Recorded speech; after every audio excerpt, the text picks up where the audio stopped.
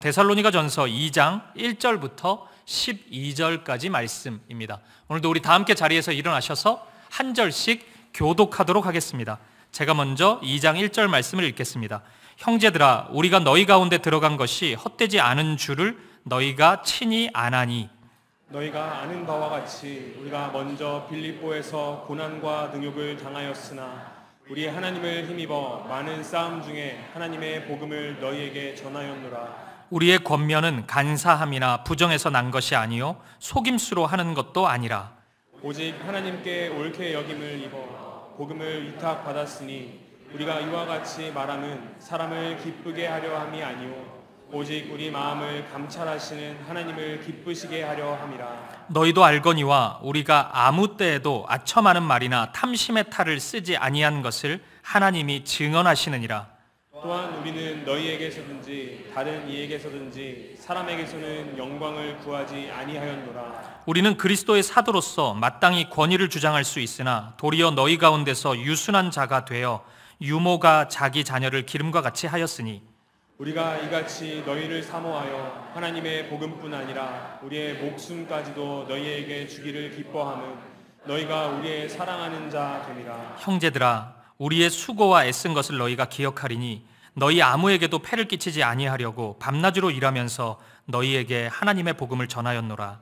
우리가 너희 믿는 자들을 향하여 어떻게 거룩하고 옳고 흠 없이 행하였는지에 대하여 너희가 증인이요 하나님도 그러하시도다. 너희도 아는 바와 같이 우리가 너희 각 사람에게 아버지가 자기 자녀에게 하듯 권면하고 위로하고 경계하노니 이는 너희를 부르사 자기 나라와 영광에 이르게 하시는 하나님께 합당히 행하게 하려 함이라. 아멘. 자리에 앉으시겠습니다. 오늘 설교는 10대 청소년 자녀를 둔 부모님들이나 20대 청년 자녀를 둔 부모님들이 굉장히 좋아할 만한 설교입니다. 왜냐하면 목숨을 걸고 최선을 다해 살아가는 한 사람의 삶이 그려져 있기 때문입니다. 그래서 오늘 본문의 말씀을 읽다 보면 마치 태능 선수촌에서 올림픽을 준비하고 있는 국가대표 선수를 만난 것 같은 그런 느낌이 들고, 또 독서실에서 홀로 남아서 공부를 하고 있는 전교 1등 학생을 인터뷰한 것 같은 그런 착각을 불러일으킵니다. 부모님들이 굉장히 기대될 만한 말씀인 것 같습니다. 오늘 말씀의 주인공은 바울입니다. 우리가 데살로니가전서 1장에서 제법 자세히 바울의 삶에 대해서, 마음에 대해서 살펴보았는데, 오늘 데살로니가전서 2장에서는 그 어떤 성경에서도 유래를 찾아볼 수 없을 정도로 정말 상세하게 바울의 사역이 그려져 있습니다. 근데 바울이 이렇게 자신의 사역을 어떤 마음으로, 어떤 식으로 사역을 했는지 소개하고 있는 이유가 굉장히 흥미로워요. 그 이유가 바울을 공격하는 대적자들 때문이었습니다. 바울은 사역을 하기 위해 찾아갔던 곳곳마다 수많은 대적자들을 만나게 됩니다. 그리고 이 바울의 대적자들은 매우 다양한 방식으로 바울을 공격해요. 때로는 바울의 연약함을 공격하기도 하고, 바울이 몸이 좀 아팠거든요. 그것을 공격합니다. 하나님의 사람이 어떻게 저렇게 아플 수 있냐. 또 바울에게 있어서 고난과 고통의 상황들은 끊임없이 찾아왔는데 그것을 공격하기도 했습니다. 하나님을 믿는 사람이 어떻게 저렇게 어려움을 겪을 수가 있냐. 하나님이 함께 하신다면 일이 잘 풀려야지 어떻게 저렇게 어려움이 있을 수 있냐. 이런 공격도 받았어요. 그리고 바울의 사도성에 대한 공격도 받았습니다. 바울은 실은 12제자는 아니었잖아요.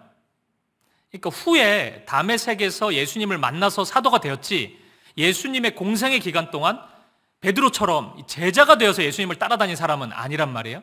사람들이 그걸 공격했어요. 바울은 사도 아니다. 사도도 아닌 사람 얘기를 우리가 왜 들어야 되냐. 이런 식의 공격도 당했습니다. 빌립보서 1장 15절을 보면 이런 대적자들 중에 한 부류의 사람들이 등장합니다. 한번 보세요. 빌립보서 1장 15절입니다. 어떤 이들은 투기와 분쟁으로, 어떤 이들은 착한 뜻으로 그리스도를 전파하나니. 그러니까 투기와 분쟁으로 그리스도를 전파했던 사람들이 있었습니다. 이상하잖아요. 그리스도를 전하는데 그 마음이 투기심과 분쟁을 일으키고자 하는 마음인 거예요. 그게 동력이 돼가지고 예수 그리스도를 전했던 사람들이 있었던 겁니다. 그리고 이어서 이런 말씀을 해요. 1장 17절을 보면 그들은 나의 매임의 괴로움을 더하게 할 줄로 생각하여 순수하지 못하게 다툼으로 그리스도를 전파하느니라. 이게 무슨 말이냐면 이 빌립보서를 쓸 당시에 바울은 감옥에 있었단 말이에요. 그래서 옥중서신이라고 이야기합니다. 바울이 감옥에 갇히게 되니까 바울의 대적자들이 기분 되게 좋았겠죠. 바울 싫어했는데. 근데 어떻게 하면 바울을 고통스럽게 할 수 있을까 이런 걸 생각하다 보니까 바울이 제일 기뻐하던 일이 복음을 전하던 일이란 말이에요. 근데 바울은 감옥에 있기 때문에 그 일을 못 하잖아요. 그래서 이 사람들이 우리가 열심히 복음을 전하자. 그럼 바울이 자기는 복음을 전하지 못하는데 우리가 열심히 전하는 모습을 보고 얼마나 힘들어할까? 우리가 열심히 복음을 전해보자. 그랬던 겁니다. 굉장히 수준 낮고 형편없잖아요. 이런 생각이. 근데 사람의 마음속에 이럴 수 있었던 겁니다. 겉으로 보기에는 이 사람들 그리스도를 정말 열심히 전했던 사람이에요. 아마 존경을 받았을지도 모릅니다. 근데 속내를 들여다보니까 굉장히 이상한 인간적인 욕심으로 사역을 감당하고 있었던 겁니다. 여러분 기억하십시오. 사람의 마음이 이럴 수 있습니다. 오늘 우리에게도 이런 마음이 찾아올 수가 있어요. 하나님을 사랑해서가 아니라 교회에서 인정받고 싶고 교회에서 어떤 직분을 받고 싶어서 교회 일을 열심히 하는 성도가 있을 수 있습니다. 하나님을 사랑해서가 아니라 내 명예, 내 자랑, 내 욕심을 이루어 가기 위해서 교회 사역을 열심히 하는 사역자가 있을 수도 있습니다. 겉으로 보기에는 다 열심히 한단 말이에요. 좋아 보인단 말이에요. 그런데 그 동기는 굉장히 불순할 수 있는 것입니다. 저는 오늘 말씀을 준비하면서 이런 사람들도 다 있구나. 야, 이게 사역을 하면서도 이럴 수가 있구나. 이런 생각이 들면서도 또 좀 흥미로운 생각도 하나 들었습니다. 오늘 본문에 바울의 사역이 매우 구체적으로 드러나는데 이런 사람들 덕분에 이게 드러난단 말이에요. 그리스도의 삶에 대해서는 바울만큼 탁월한 일타 강사가 없습니다. 근데 바울이 하나의 특강처럼 지금 얘기를 해주고 있는데 이게 그냥 어떤 진공 상태에서 이런 얘기를 하는 게 아니고 대적자들의 공격 때문에 바울이 그 얘기를 하고 있단 말이에요. 이런 악도, 어두움도, 어리석음도 하나님이 일정 부분 내버려 두시는 이유가 있겠구나. 이런 것들도 하나님의 도구가 되어서 선한 메시지가 나타나기도 하고 선한 자극이 되기도 하겠구나. 이런 생각이 들었습니다. 하지만 우리가 오늘 말씀을 하나의 교양 강좌처럼 대할 수는 없겠죠. 하나님의 말씀이니까요. 저는 오늘 말씀을 두 가지 면에서 여러분과 함께 나누고자 합니다. 첫 번째는 바울의 사역의 모습을 살펴볼 것입니다. 어떤 마음으로, 어떤 태도로 어떻게 사역을 했는지. 그러니까 이게 더 넓게 적용이 된다면 바울이 하루하루를 어떤 마음으로 살았는지가 될 것입니다. 그것에 우리가 좀 주목해 보고 싶습니다. 그리고 그 다음 두 번째로 바울이 그렇게 살아가고자 했던 이유를 생각해 보고 싶습니다. 살펴보면 알겠지만 좀 특별해요. 바울의 삶이. 그러니까 왜 그렇게 살아갔는지, 왜 그렇게 유별나게 바울은 살았는지 우리가 생각해 보고 싶습니다. 그래서 우리 안에 우리도 때때로 사역도 하고 우리의 삶을 살아가는데 오늘 바울과 같은 이런 진지함이 있는지 우리 스스로에게 질문해 보았으면 좋겠고 삶을 살아가는 우리 자신의 동기를 한번 들여다 보았으면 좋겠습니다. 바울이 삶을 살아가는 이유, 사역을 하는 그 이유가 오늘 저와 여러분, 우리 사김의 교회의 존재의 이유가 되기를 바라고 사역의 이유가 될 수 있기를 간절히 소망합니다. 이제 말씀 안으로 들어가 보도록 하겠습니다. 먼저 제일 처음이라고 할 수 있는 본문 2절 말씀을 우리 함께 보도록 하겠습니다. 같이요. 시작. 너희가 아는 바와 같이 우리가 먼저 빌립보에서 고난과 능욕을 당하였으나 우리 하나님을 힘입어 많은 싸움 중에 하나님의 복음을 너희에게 전하였노라. 아멘.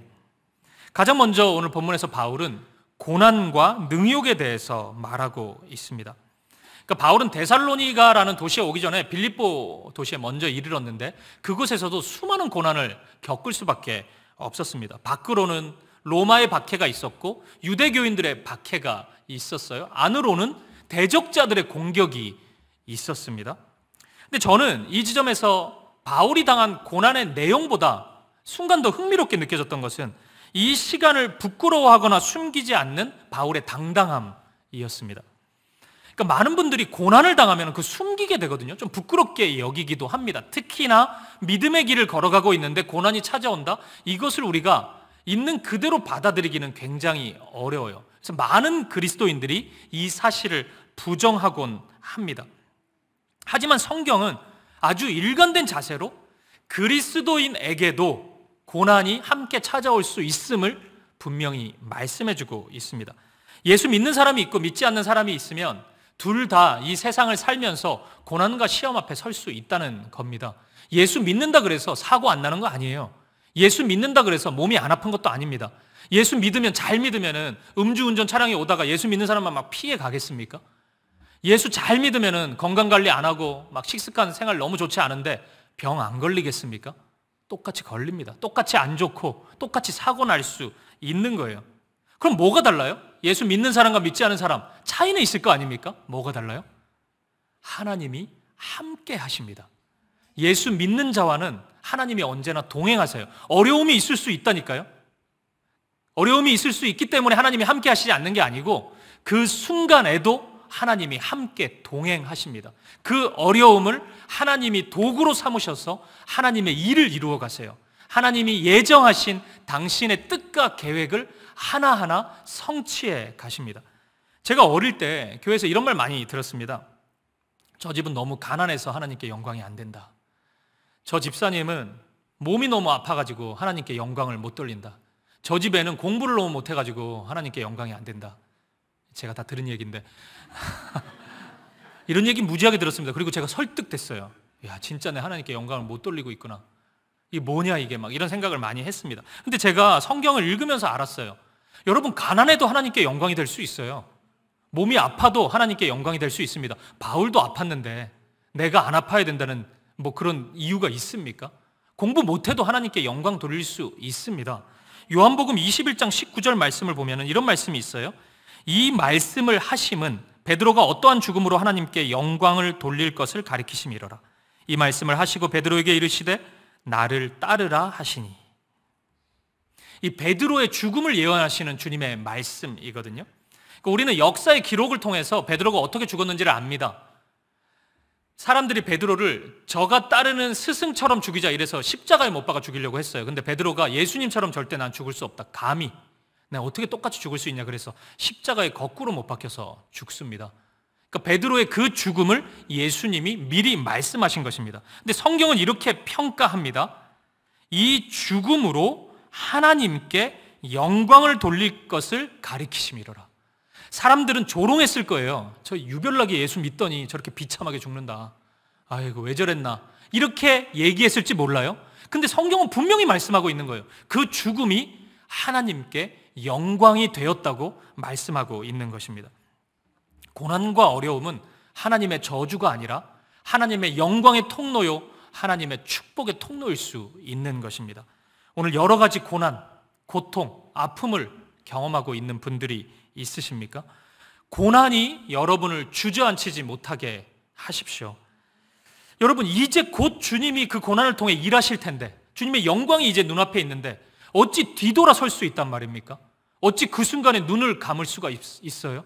조금만 인내하면은 주님의 일하심이 나타나는데요. 물론 그 환경은 우리에게 충분한 압박이 될 수 있지만 조금만 견뎌보십시오. 그 고난과 고통, 환경이 여러분을 주저앉히거나 여러분을 뒤로 물러나게 하지 마십시오.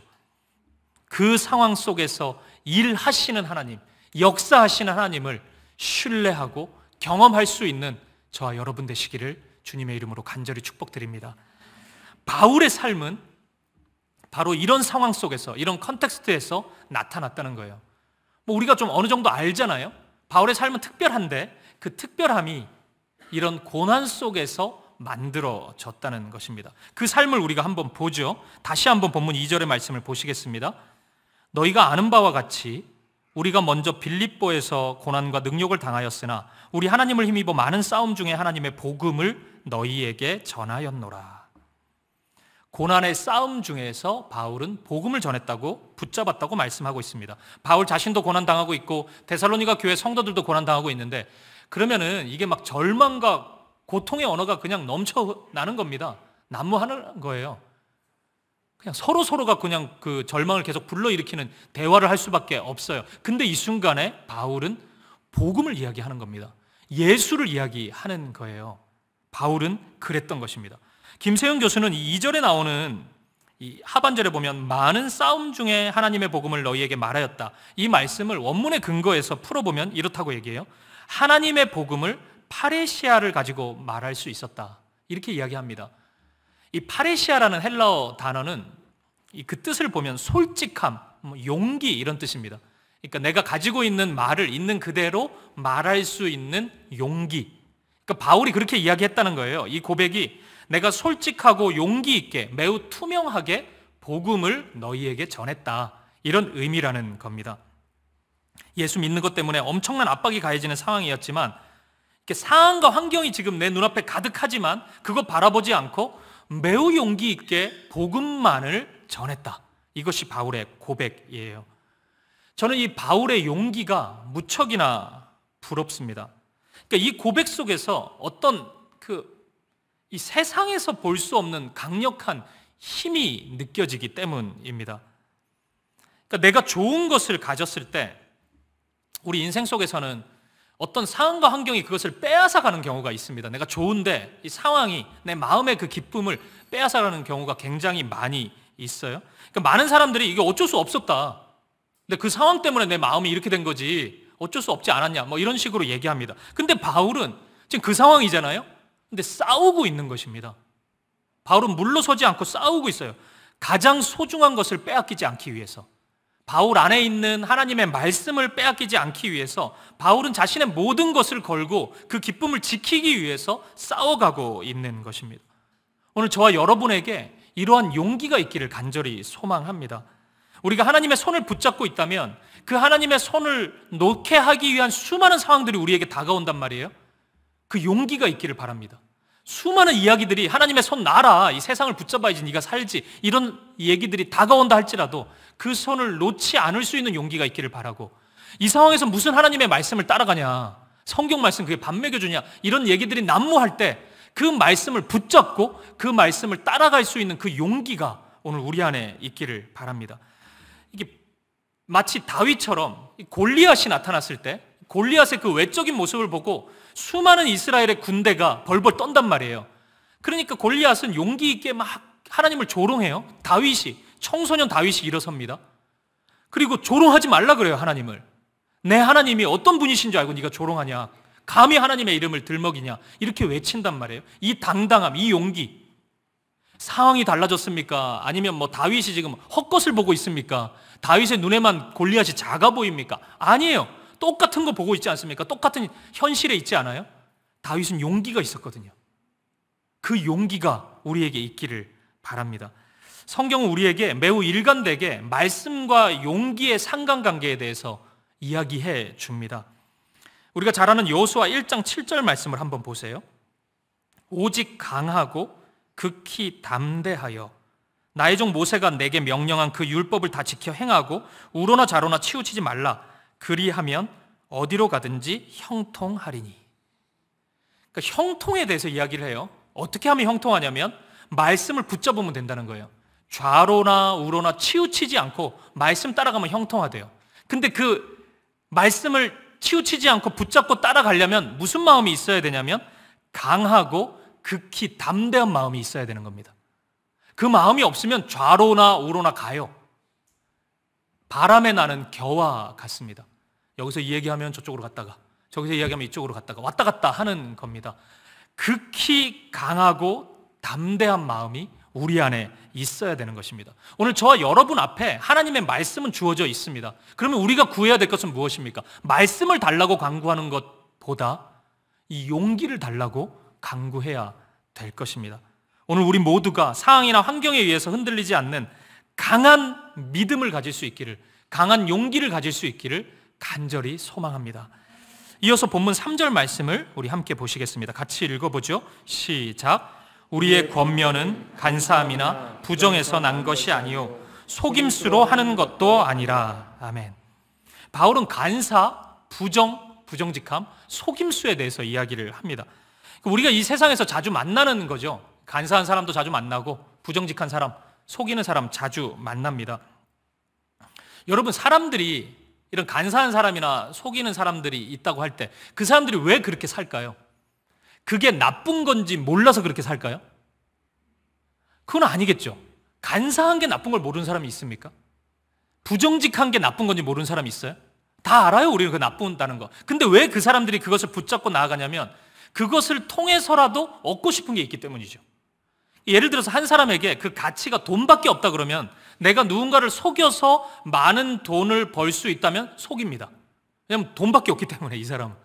돈을 얻을 수 있잖아요. 그러면 부정직하고 속이면서 살 수 있는 것입니다. 5절 말씀도 함께 보세요. 너희도 알거니와 우리가 아무 때에도 아첨하는 말이나 탐심의 탈을 쓰지 아니한 것을 하나님이 증언하시느니라.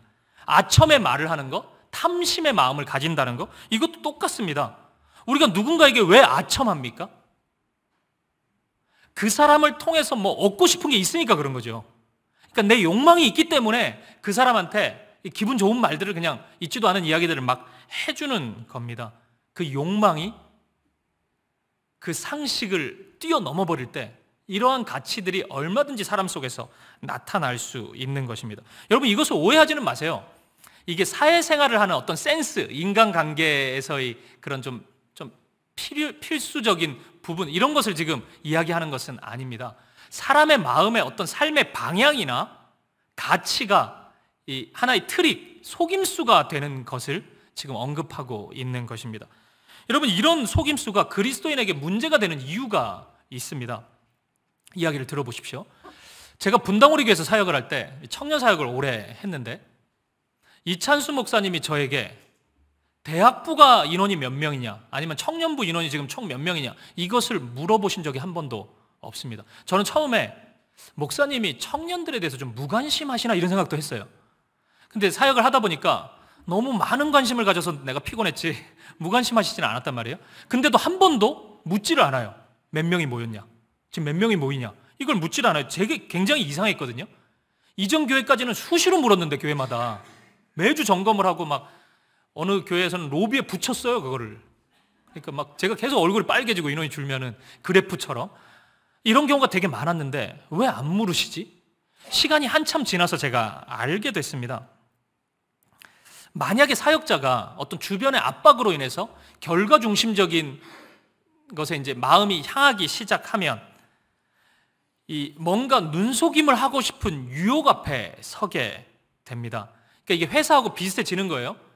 예를 들어서 교회가 사역을 하는데 그 부서 사역을 할 때 그 부서의 일원이나 결과물에 대해서 그 사역자의 됨됨이를 평가하기 시작한다면, 그리고 우리 교회는 이제 사례비도 목사님, 전도사님이 인원을 몇 명을 모으는지에 따라서 드리겠습니다, 이런 식으로 하면은 사람이 이제 거기에 영향을 받기 시작합니다. 이제 그 마음이, 유혹이 계속 다가와요. 사역자가 이런 유혹 앞에 서게 되면은 자꾸 뭘 은근히 속이려고 합니다.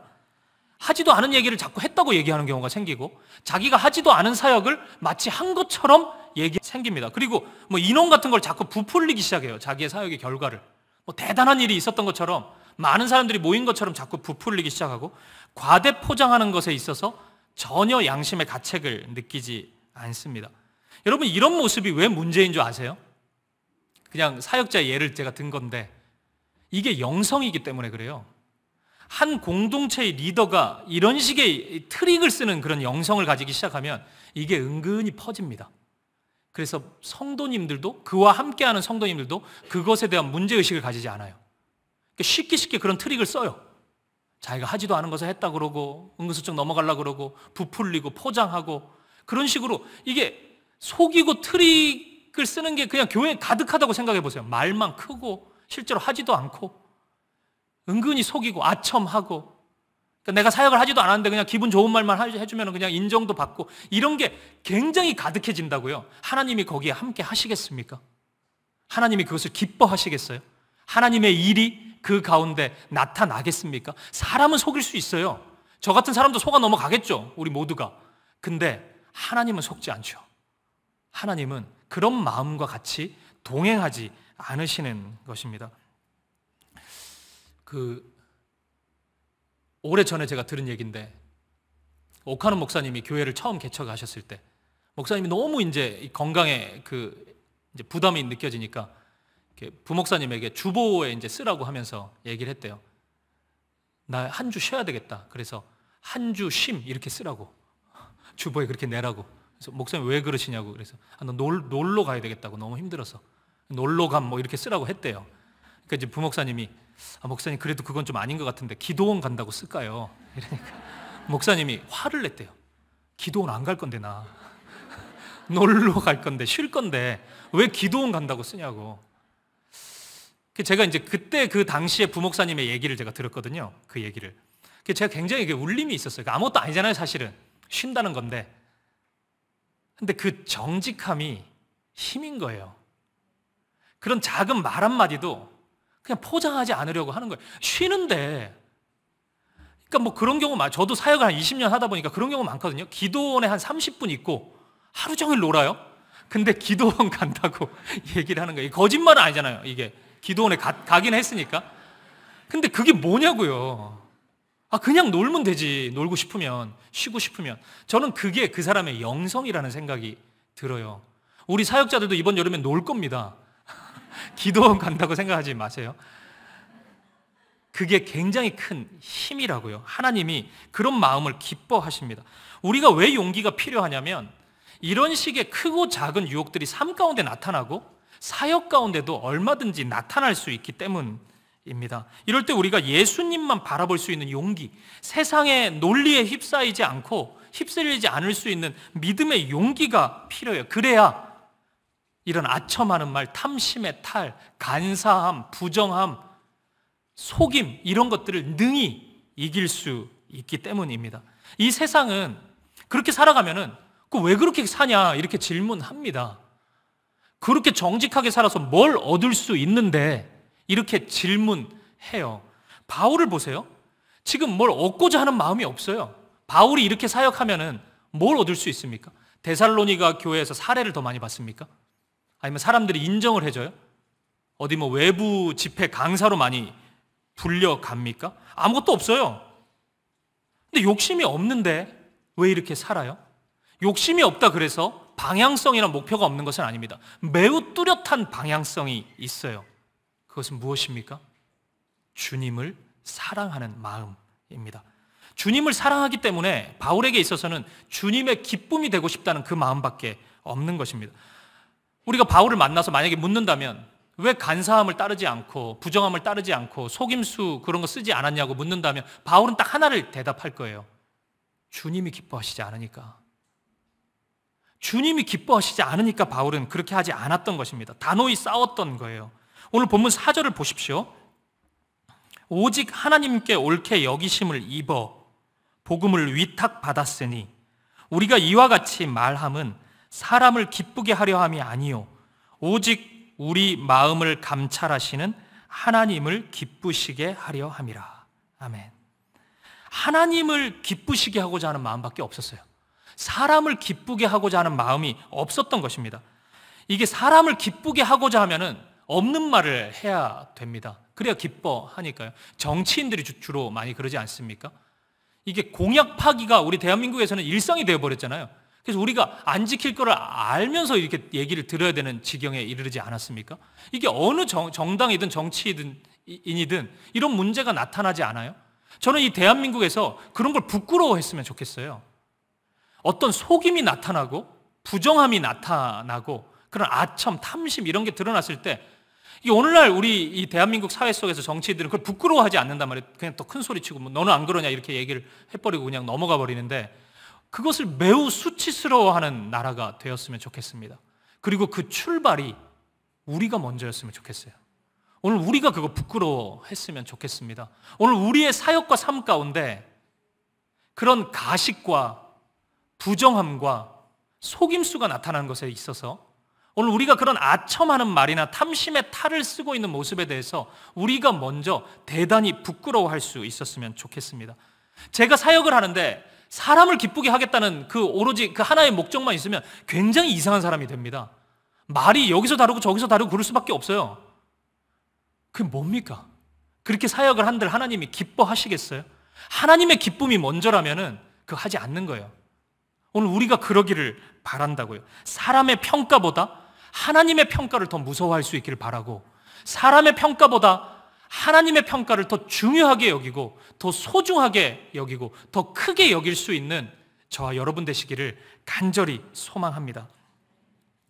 근데 여러분, 바울의 삶의 이야기가 여기서 끝이 아닙니다. 마지막으로 진짜 압권인 바울의 모습이 하나 있습니다. 오늘 본문 9절 말씀을 보시겠습니다. 같이 한번 읽어보죠. 시작. 형제들아, 우리의 수고와 애쓴 것을 너희가 기억하리니 너희 아무에게도 폐를 끼치지 아니하려고 밤낮으로 일하면서 너희에게 하나님의 복음을 전하였노라. 아멘. 바울은 아무에게도 폐를 끼치지 않으려고 밤낮으로 일하면서 복음을 전했다고 고백합니다. 바울은 사도로서 일정 부분 사례를 받으면서 사역할 수 있었습니다. 오늘 본문 6절을 보면 내가 사도로서 존중받을 수 있다, 이런 얘기도 바울이 스스로 해요. 모든 사도들이 다 그렇게 했거든요. 그러니까 초대교회에서 사도들이, 예수님의 제자들이 금전적인 지원을 교회에서 받지 않고 사역한 것은 아닙니다. 그러니까 사례를 받으면서 사역을 했어요. 근데 그래야지 온전히 헌신할 수 있잖아요. 그러니까 모두가 다 그렇게 했어요. 근데 이 9절 말씀에 따르면 바울이 묘하게도 데살로니가 교회에서는 그렇게 하지 않았다고 고백하고 있습니다. 일종의 이중직 사역을 한 겁니다. 직업을 가지면서 사역을 했던 거예요. 이 당시에는 인슐라라고 불리는, 오늘날로 치면 주상 복합 건물의 형태인데, 이제 그런 곳에서 일을 많이 했어요. 1층에서는 만든 물건을 팔고 그 뒤에서는 물건을 만들고, 그리고 2층에서는 노동자들이 숙식을 이제 하게 되고 이런 건물이 있었습니다. 바울도 이런 건물에서 일했던 것 같아요. 1층에서는 텐트 만드는 일을 하고, 그러니까 평일에는 그렇게 오는 손님들이나 동료들에게 복음을 전했겠죠. 그리고 안식일이 되면 회당에 가서 복음을 전하는 사역을 했던 것 같습니다. 어떻게 보면 굉장히 힘겨운 사역이잖아요, 이렇게 하는 게. 그리고 효율적이지도 않잖아요. 바울이 일주일의 대부분을 노동자로서 살아가야 된다는 것은 복음을 전하는 것에 있어서 효율적이지도 않잖아요. 근데 바울은 왜 그렇게 했을까요? 데살로니가 교회가 바울을 섬길 만한 교회가 아니었기 때문에 재정적으로 힘들거나 그래서였을까요? 그것은 아닙니다. 아니면 바울이 특별한 그 텐트 만드는 일에 대한 사명의식, 소명의식을 가지고 있었을까요? 그 달란트가 있었고 나는 아무리 바빠도 이 일은 내가 해야 되겠다, 이런 의지가 있었을까요? 그것도 아니었어요. 당시에 그 떠돌이 철학자라고 불리는 철학자들이 이 마을 집집마다 돌아다니면서 이 헬라 철학과 수사학을 전하면서 일정 부분 금전적인 지원을 받는 일들이 굉장히 많이 있었습니다. 사람들이 다 떠돌이 철학자라고 불렀어요. 유대인들이 바울을 공격할 때 바울이 전하는 복음이 그런 떠돌이 철학자들과 다를 바가 없다고 공격을 했습니다. 바울도 복음을 전하고 예수를 가르치고 그 지혜를 가르치고 돈을 받는단 말이에요, 사례를. 그러니까 유대인들이 그 공격을 했다고요. 그 철학자들이 전하는 것과 뭐가 다르냐? 바울이 그 공격 앞에 무척이나 힘들어했던 것 같습니다. 자신이 전하는 예수님이 그런 철학자들이 전하는 그냥 팔기 위해서 물건 팔듯이 전하는 그런 지식과 같이 싸구려 취급을 받는 것에 있어서 바울은 견디지 못했던 것입니다. 예수님의 이름이 그렇게 땅에 떨어지는 것을 보지를 못했던 거예요. 결국 바울은 스스로 고난의 길을 자처했던 것입니다. 그 결과 밤낮으로 일을 하기 시작했어요. 피곤한 몸을 이끌고, 늘 수면 부족에 시달렸을 거고, 늘 코피가 났을 거고, 그렇게 일하고 또 안식일에는, 주일에는 하나님의 일을 감당했던 것입니다. 기억하십시오. 돈을 더 벌고자 바울이 그렇게 사역했던 것이 아닙니다. 그 일 자체가 너무 즐겁고 어떤 사명감이 있어서도 아니었습니다. 단지 이렇게 해야만 예수님의 이야기가, 복음의 이야기가 세상의 지식과는 구별될 수 있었기 때문에, 복음이 복음답게, 예수님의 사랑이 그 사랑답게 전해질 수 있었기 때문에 기꺼이 자신을 희생하면서 바울은 그 길을 걸어갔던 것입니다. 이것이 바울이 유별나게 살았던 이유입니다. 이것이 바울이 유별나게 살았던, 사역했던 이유입니다. 사랑하는 여러분, 저는 이 바울의 마음과 자세가 우리의 사명이 되어야 된다고 확신합니다. 오늘 우리의 삶의 모습은 다 다르지만 오늘 이것이 우리의 태도가 되어야 된다고 생각해요. 예수님이 드러날 수 있다면 우리가 어찌 게으를 수 있겠습니까? 그래서 우리는 오늘도 열심히 우리의 삶을 경주해야 되는 것입니다. 세상에서 성공하고 싶어서가 아니라, 세상에 무엇을 얻고자 함이 아니라, 주님이 우리를 통해서, 나를 통해서 당신을 드러내기 원하시기 때문에, 주님이 나를 통해서 그 사랑을, 그 은혜를 이 세상에 보여주고 싶어 하시기 때문에 우리는 기꺼이 다른 사람이 걷지 않는 그 길을 걸어갈 수 있는 것입니다.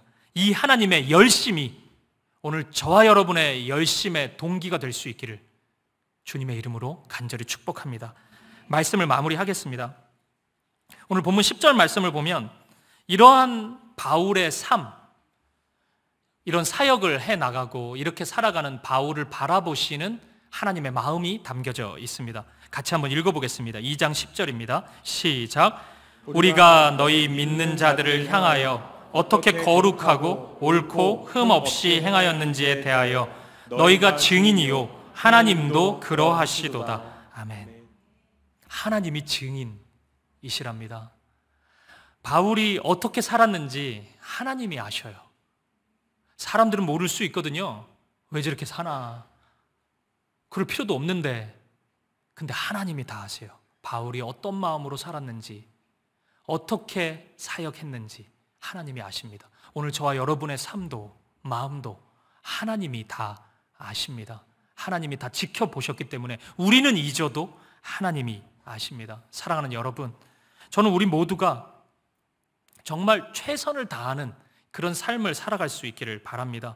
오늘 우리 교회에 있는 우리 다음 세대들이, 우리 자녀들, 우리 청소년들이 정말 열심히 최선을 다해서 살아갔으면 좋겠어요. 하지만 게으르지 않을 수 있는 그 동기가 뭐 세상의 어떤 것, 어떤 보상 이런 게 아니고 주님 사랑이 될 수 있기를 간절히 소망합니다.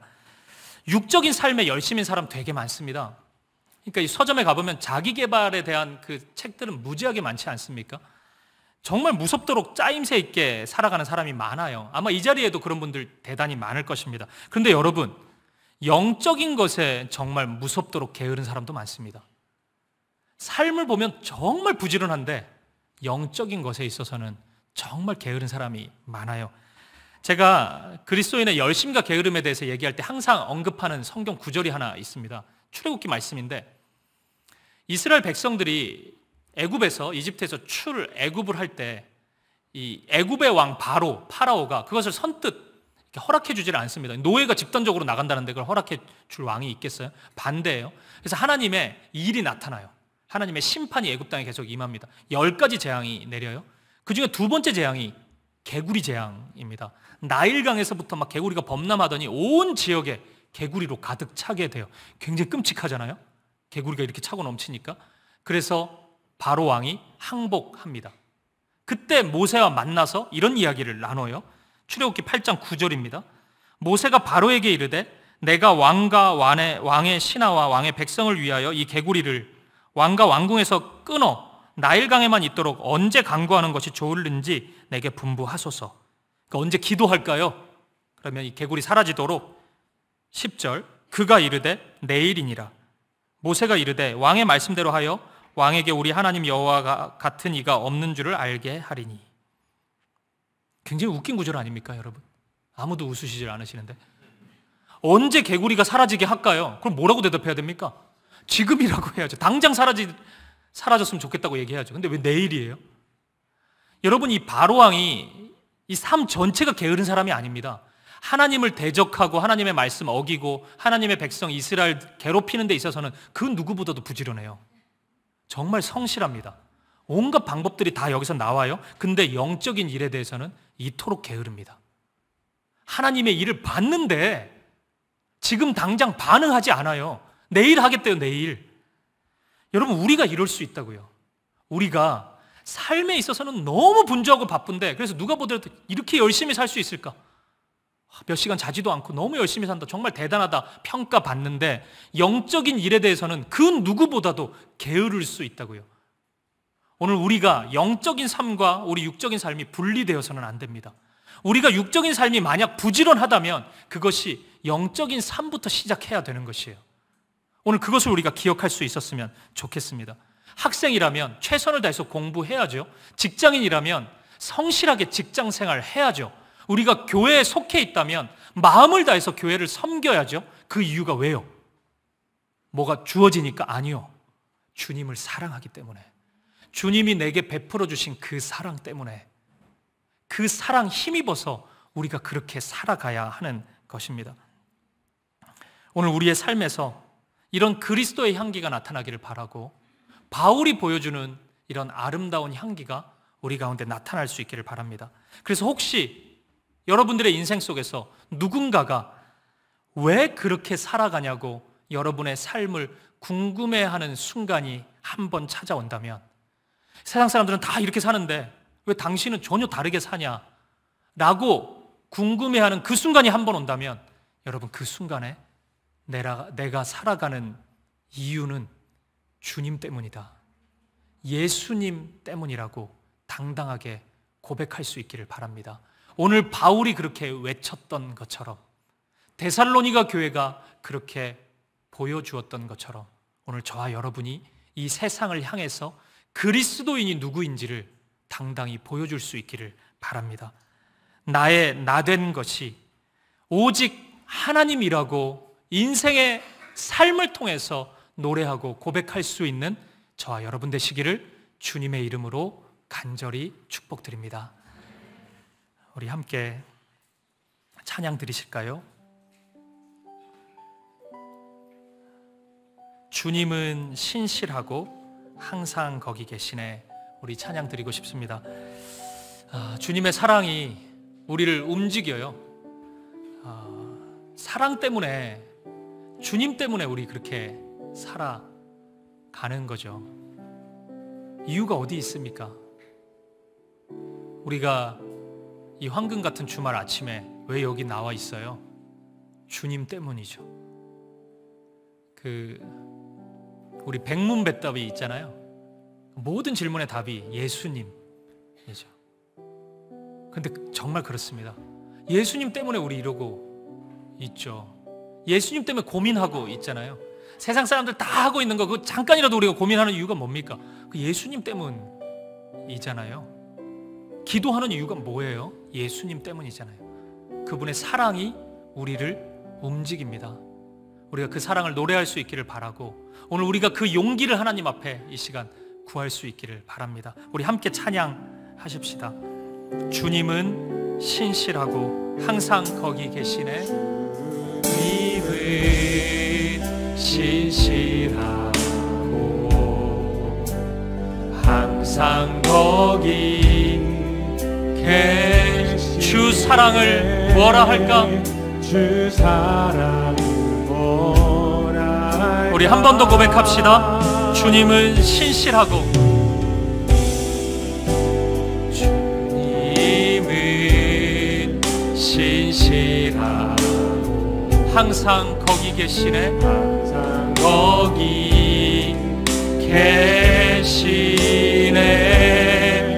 주 사랑 뭐라 할까? 주 사랑이 내 생명보다 귀하고, 주 사랑이 내 생명보다 귀하고, 주 사랑이 파도보다 더 강합니다.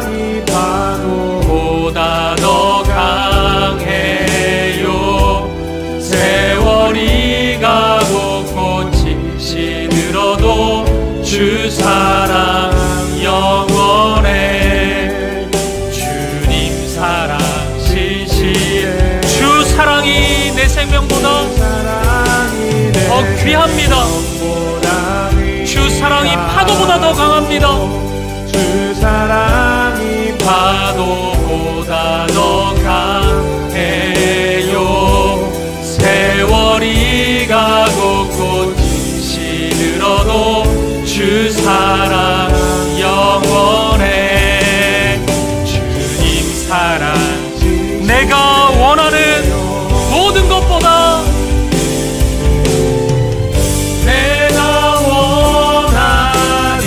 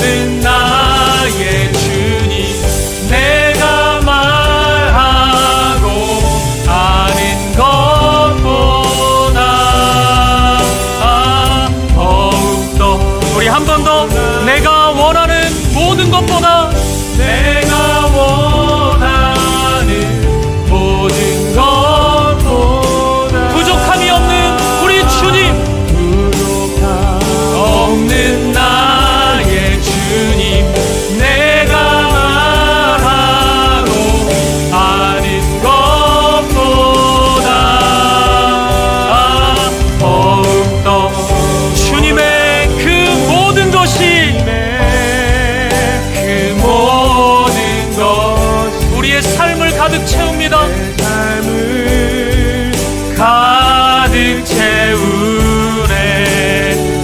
내 모든 갈증과 필요 주 사랑으로만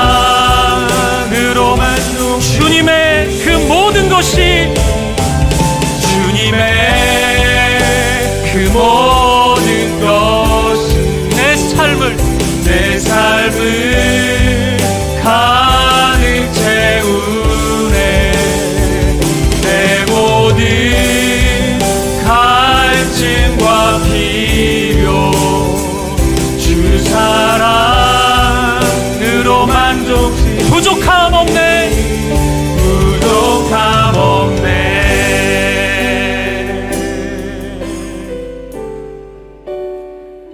우리 시간 함께 기도하며 나아갈 때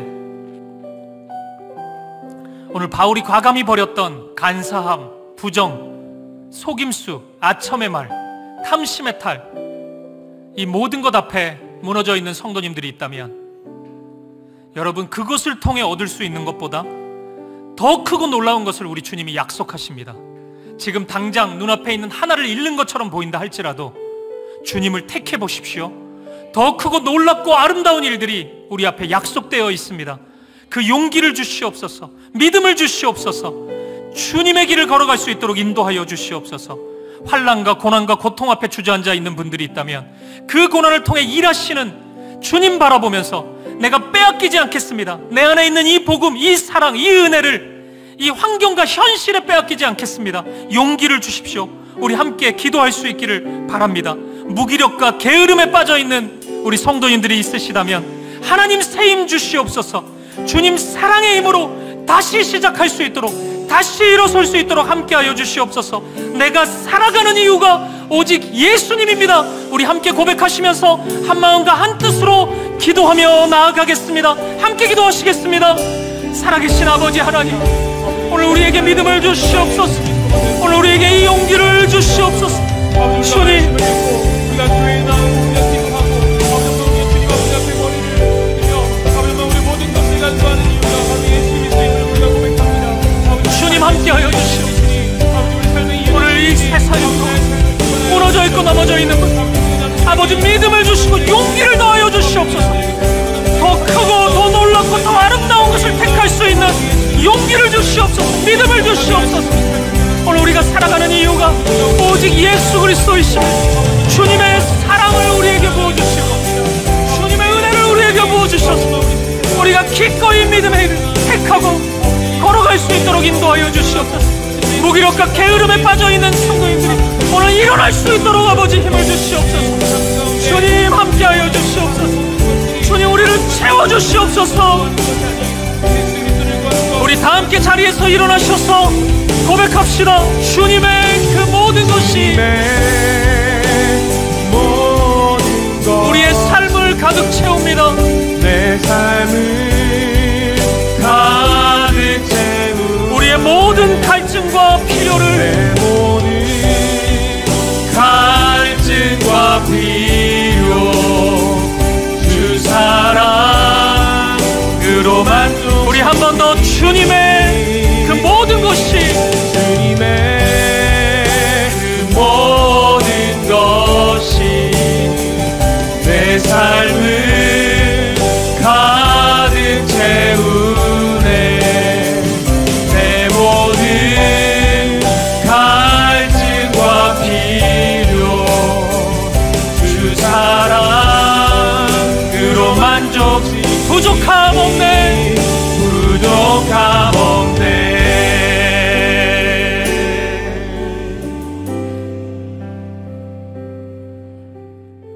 주님 안에 부족함이 없으니 세상에 눈을 돌리지 않는 우리가 되게 하여 주옵소서. 온갖 간사와 부정과 속임수, 아첨의 말, 탐심의 탈, 수많은 유혹이 우리에게 다가올 때 기꺼이 그 모든 것을 내려놓고 정직을 택할 수 있는, 거룩을 택할 수 있는 우리가 되게 하여 주옵소서.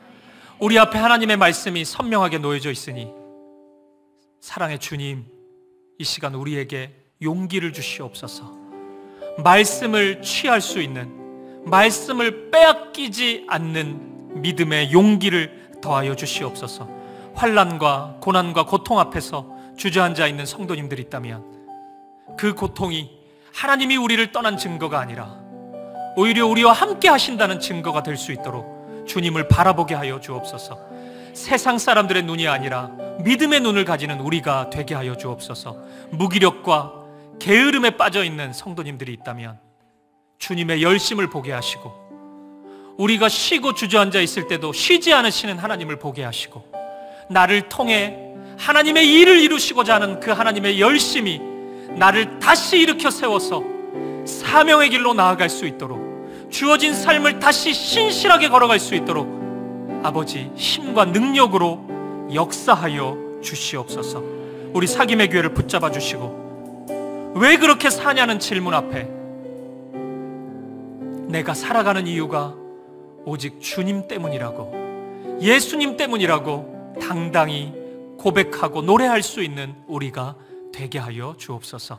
한 주간의 삶, 그런 믿음의 삶 살 수 있도록 우리를 인도하여 주시옵소서. 함께 하실 주님 찬양합니다. 감사와 찬양을 드리며 살아계신 예수 그리스도 이름으로 기도합니다. 아멘. 이제는 주 예수 그리스도의 은혜와 하나님 아버지의 사랑과 성령의 아름다운 사귐이 고난과 고통 앞에 물러서지 않기로 결단하는, 용기 있게 싸워나가기로 결단하는, 온갖 세상의